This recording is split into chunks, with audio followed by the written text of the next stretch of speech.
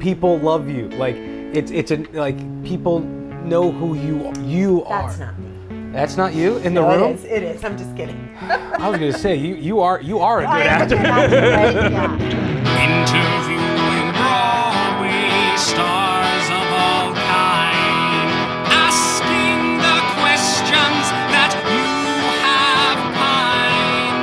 Grab a slice and you can unwind, 'cause now it's time for a pizza your mind.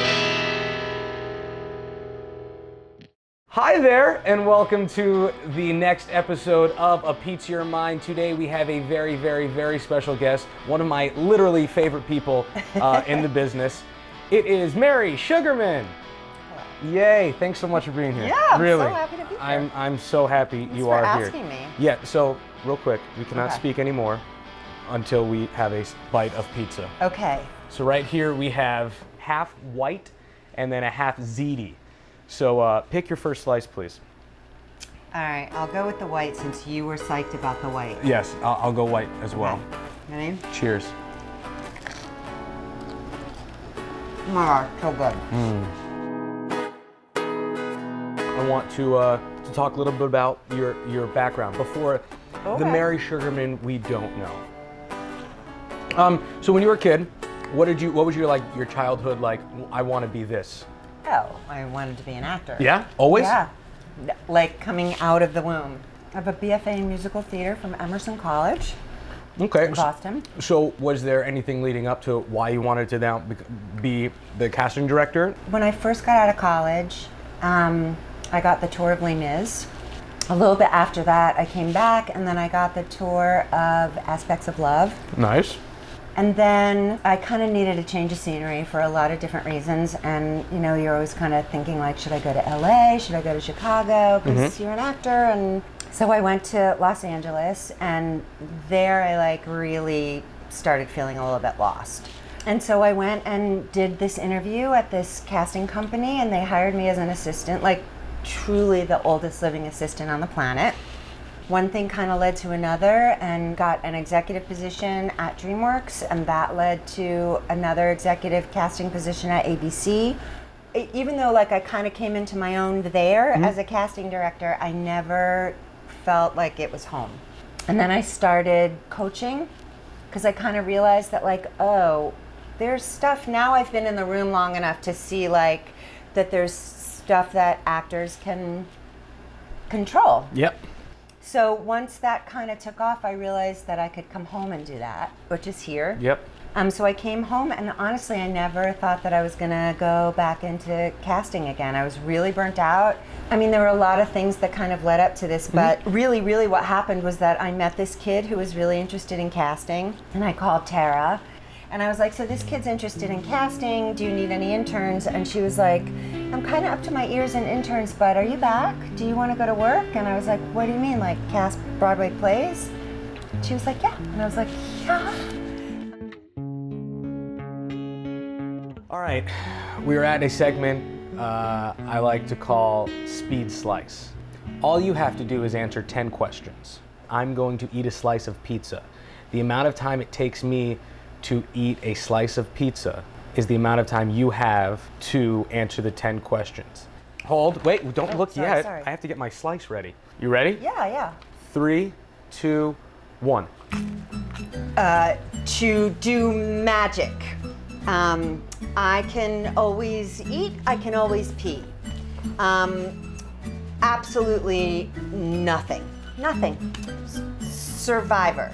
I'm trying to decide if I should answer really honestly or not.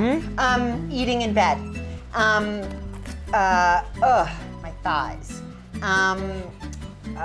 Fresh laundry. It's a real song that is a theme song of your life.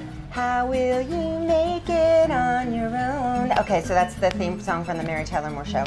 A bottle of vodka, some silver straws, and eggs. A pizza in my mind. You are so not swallowed. I win. You know, I like She to wins. win. I know. I can tell because I you're. like to win.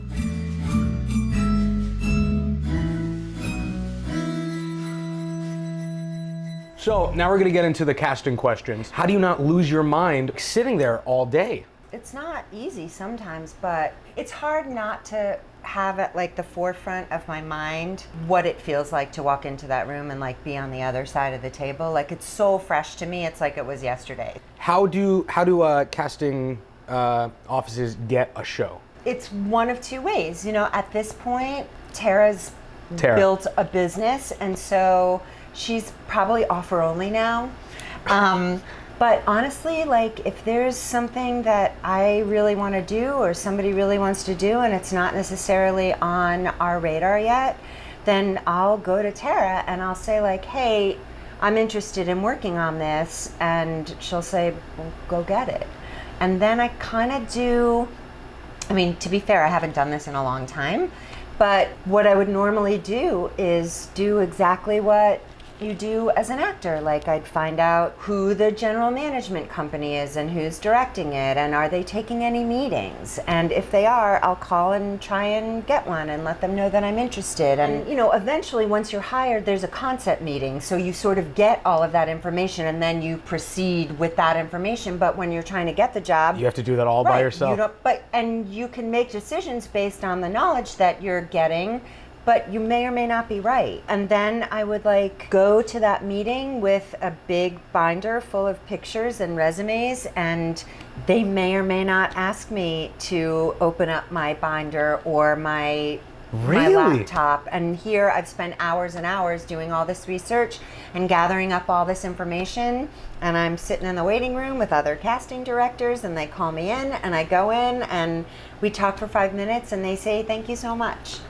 It is just like a freaking audition. Yeah, I mean, listen, I don't want to like mislead. Like I haven't done this in a very, very long time. Absolutely. But that's how casting directors sort of start out. A lot of auditions nowadays says bring in a pop song. The focus of that, a lot of pop songs, I feel like are not written with a story. It's very much written for the notes. Should that mean that like just show your chops, or is that a figure out how to bring acting into the pop? My opinion is that nothing's ever written for notes. Nothing's ever not written without a story, ever. The storytelling is always the most important thing. If we're not hearing what we need to hear vocally, but we've been moved in some way, then I'll explore further as far as what I need technically and musically.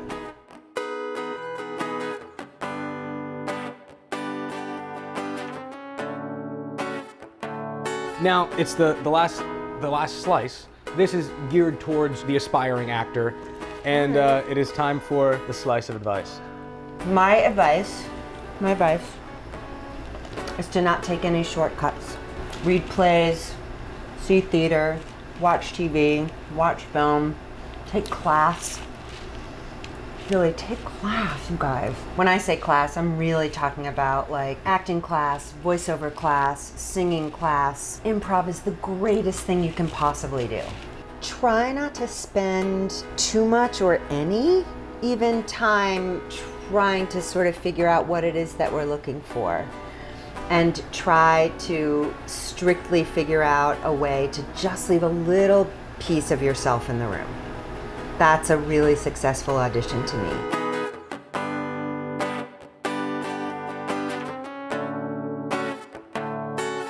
Well, awesome. Really, I can't thank you enough for. Oh my God, I'm honored to have been asked. Yeah. Thanks so much for watching Pizza Your Mind. Be sure to, I don't do this a lot, so like, subscribe, share, hug the video. Is that a thing? No? Okay. Tell your friends. That's one. And tell your friends. Bye, guys. Okay, bye.